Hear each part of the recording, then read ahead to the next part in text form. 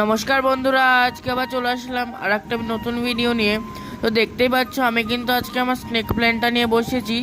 এইটাতে দেখতে পাচ্ছ একটা নতুন চারা বেরিয়েছে, কিন্তু আমি এখনও অবধি একবারও সার দিইনি। তো আজকে আমি একটু সার দিব ভাবছি। তো দেখো আমি কি সার দিই। আর এই গাছটা কিন্তু আমি প্রায় 7 থেকে 8 মাস আগে লাগিয়েছিলাম। তার অনেক দিন পরে কিন্তু এই গাছটা বেরিয়েছে। এই গাছটা কিন্তু মাত্রই কিছুদিন আগে বেরালো। এই দেখো আমি কিন্তু একটা মগে একটুখানি জল নিয়ে নিয়েছি। এইবার আমি এইটার মধ্যে কিন্তু হিউমিক অ্যাসিড দিব, যাতে গাছের গ্রোথটা আরও ভালো মতো হয়। তো আমি একটুখানি হিউমিক অ্যাসিড নিয়েছি, সামান্য, আমি যেইটুকু নিয়েছি সেইটুকুই নিবে, এবং তোমরা তোমাদের গাছের সাইজ ইয়েতেও নিতে পারো। এই দেখো আমি কিন্তু এটা জলের মধ্যে দিয়ে দিলাম। এবার দেখো জলটা কিন্তু আস্তে আস্তে কালো হতে লেগেছে, তার মানে সারটা কিন্তু জলের সঙ্গে গুলতে লেগেছে।